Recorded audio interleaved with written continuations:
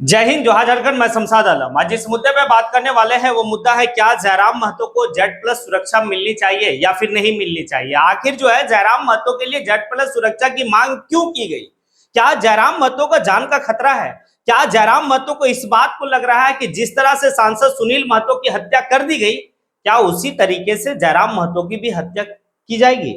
क्या इस बात को लेकर जो है कि भाई कि उसी पार्टी के जो है कि एक कार्यकर्ता और एक जो है कि बड़े लीडर इस बात को लिखकर अमित शाह से डायरेक्ट डिमांड करता है कि भाई कि जेएलके पार्टी का सुप्रीमो टाइगर जयराम महतो को अब जेड प्लस की सुरक्षा दी जाए। क्यों दी जाए, इसके पीछे बहुत सारी कारण उन्होंने बताया। हाल ही के दिनों में जो है कि 2-3 घटना जयराम महतो के साथ हुआ और साथ ही साथ यहाँ पर यह भी बताया गया कि जयराम महतो झारखंड के गरीब, शोषित, पिछड़ा और स्थानीय लोगों की आवाज बनते जा रहा है। इस आने की चीज को देखते हुए जयराम महतो को जेड प्लस की सुरक्षा मिलनी चाहिए। आज इसी के ऊपर सारी बात होगी। आप लोग वीडियो में अंत तक बने रहिए। चलिए चलते कॉन्सेप्ट से समझते हैं, लेकिन इससे समझने से पहले थोड़ी सी बात को और थोड़ा सा आप जानिए कि जयराम महतो एक अपने जो है कि जब वो विधायक नहीं बने थे उससे पहले वो कई मंचों से एक बात कहे थे, 777 की आंकड़ा, यानी कि 777 की आंकड़ा। ये 777 की आंकड़ा क्या है, आज इसके ऊपर बात करेंगे। और जो 2027 में जयराम महतो जो है कि एक जो है कि अंदेशा जता रहे, क्या वो अंदेशा यानी कि अंजाम में तब्दील होगा या अंजाम में तब्दील कर दिया जाएगा। क्या इसी की वजह से जयराम महतो के लिए जेड प्लस की सुरक्षा मांग की गई है। तो चलिए चलते हैं और इसमें समझते हैं कि 777 का क्या यानी कि फॉर्मूला है। जयराम महतो मंच से भाषण देते हुए कहते हैं कि 77 में जो है कि 1977 में शक्तिनाथ महतो की हत्या कर दी गई। शक्तिनाथ महतो कोयलांचल के एक आवाज, जो कोयला कारोबारियों को लेकर हमेशा अपनी बात को प्रखर तरीके से रखते थे। सिजवा में उन्हें जो है कि धनबाद का एक क्षेत्र है सिजवा, वहां पर उनकी जो है कि हत्या कर दी जाती है। हालांकि उनके साथ आने की कॉम्प्रोमाइज करने के लिए वहां की प्रशासन, टाटा की जो है कि कोयला का जो प्रशासन है, वो आने के बाद कहता है कि आप मान जाइए, लेकिन ये मानते नहीं है सही शक्तिनाथ महतो, और वो वहां पे शोषित वंचित का आवाज बनकर जो है कि डटे रहते हैं। अंत में उनकी जान चली गई। 1977 डेट याद रखिएगा, 7 है इसमें। अब आइए चलते हैं 1987। निर्मल महतो, वही निर्मल महतो जो जेएमएम के यानी कि एक कद्दावर नेता के रूप में आज जो है कि जिस तरीके से झारखंड में शिबू सोरेन को आंका जाता है, निर्मल महतो को भी इसी कैटेगरी में आंका जाता। अगर आज वो रहते तो युवा अवस्था में उनकी हत्या कर दी गई, क्योंकि वो भी गरीब, वंचित का और शोषित वर्ग के वो एक आवाज था यहां पर उस तरीके से। और सबसे जो है कि यहां पर ये देखेंगे कि 2007 में सुनील महतो यानी कि शहीद सुनील महतो, साथ ही साथ उस समय जिस समय इनकी हत्या की गई थी 2007 में, उस समय सुनील महतो जो थे वो मेंबर ऑफ पार्लियामेंट थे, सांसद थे। उसके बावजूद भी उनके सीने में जो है कि 12 से 13 गोली उतार दिया गया था। वो भी जो है कि वंचित, गरीब, शोषित और झारखंड का स्थानीय लोगों का, झारखंडी लोगों का एक आवाज थे, उनको भी दबा दिया गया। तो जयराम महतो जो है इस बात को कहते हैं कि भाई इस जो माफिया किस्म के जो लोग हैं, उनको झारखंड के लोगों का खून पीने का बड़ा शौक है। और आने वाले वक्त 2027 आ रहा है, बात समझिएगा, 77, 87, 2007 और 2027 में ऐसा कोई घटना होने की अंदेशा है, क्योंकि झारखंडी लोगों का खून पीने की शौक है इन माफियाओं का। तो मैं आप लोगों से एक बात कहना चाहता हूं, जयराम महतो कह रहा है कि जब सांसद सुनील महतो की छाती पर यानी कि मतलब 12 से 13 गोली दाग दी गई, अगर कल हमारे साथ भी यही होता है कि अगर हमारे भी सीना में 12 से 13 गोलियां दाग दी जाएगी, तो क्या आप मेरी चिता को उठा के जलाने के लिए जाएंगे? तो नहीं, उससे पहले आप ये करेंगे कि हमारी चिता को जलाने से पहले उन माफियाओं को, अरमान को जलाइएगा, उसके बाद हमारी चीता को जलाइएगा। तो ये एक अंदेशा है, क्योंकि 2027 की बात जो कहा जयराम महतो, कहीं ना कहीं कुछ तो मन में है, कहीं ना कहीं कुछ तो है। तो इस लिहाज से अगर आप देखेंगे तो जयराम महतो को जेड प्लस की सुरक्षा मिलनी चाहिए, क्योंकि आज के टाइम में वो एक पार्टी का सुप्रीमो है, उनके पार्टी का एक विधायक है।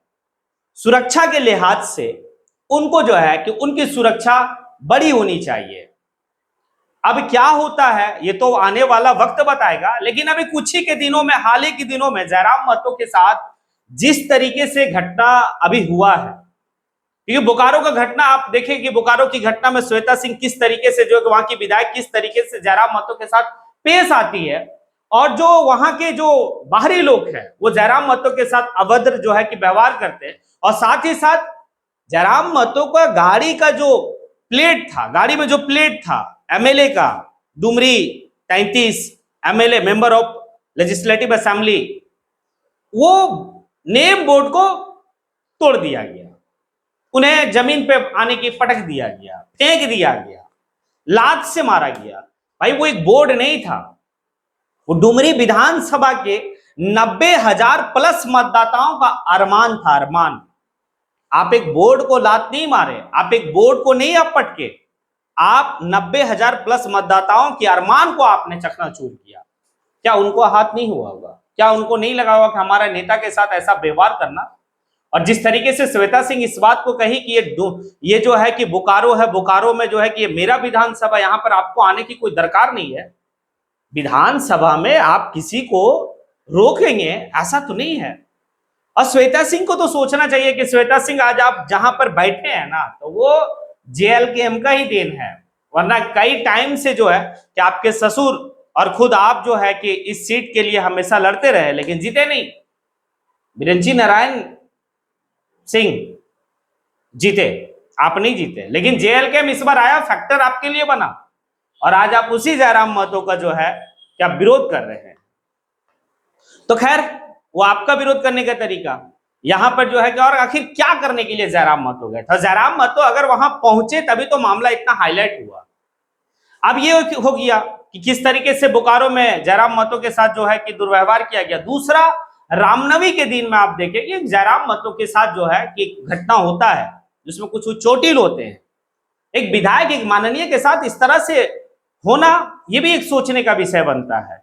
इसीलिए इनके पार्टी का जो है राजेश रतन, वो डायरेक्ट अमित शाह को पत्र लिखते हैं, और पत्र लिखने के बाद इस बात को कहते हैं कि जयराम महतो को जेड+ की सुरक्षा मिलनी चाहिए, क्योंकि वो गरीब, वंचित, शोषित झारखंड के झारखंड मानस लोगों के लिए जो है कि वो हमेशा आवाज जो है कि बनते जा रहे हैं। इस लिहाज से जयराम महतो को जेड+ की सुरक्षा मिलनी चाहिए।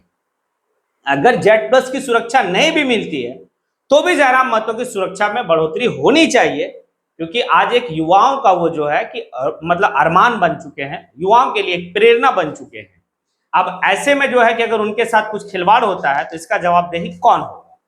क्योंकि इस तरह की घटना हुआ है झारखंड में कि सांसद के पद पर रहते हुए और किसी को जो है कि 12 से 13 गोली जो है कि दाग दिया गया सीना में, और उसे आने की मौत का घाट उतार दिया गया।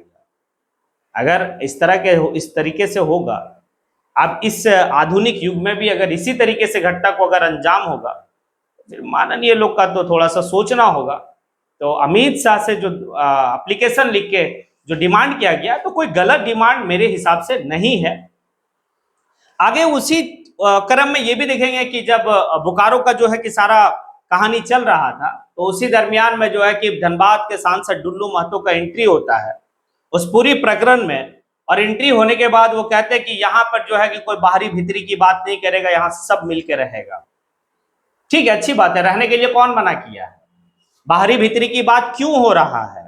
यहाँ पर रहो, खाओ पियो, नौकरी करो, लेकिन मेरी हक अगर आप छीनोगे झारखंडियों का, तो भाई कौन बर्दाश्त करेगा?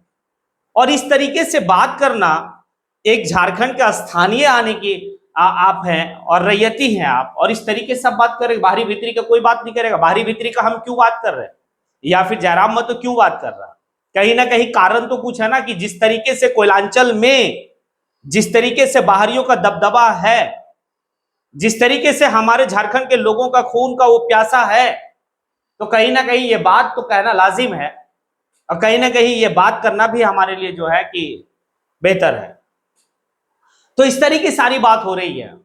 अब इस लिहाज से जो है जयराम महतो का सिक्योरिटी में बढ़ावा होनी चाहिए, और साथ में इसमें थोड़ा सा ये भी समझेंगे कि जयराम महतो जब विधायक नहीं बने थे तो उससे पहले जो है कि उनके साथ एक टीम चला करती थी जो ब्लैक पहनते थे, ब्लैक टीम, ब्लैकेट कमांडो टीम कहा जाता था, आखिर वो टीम कहां चला गया?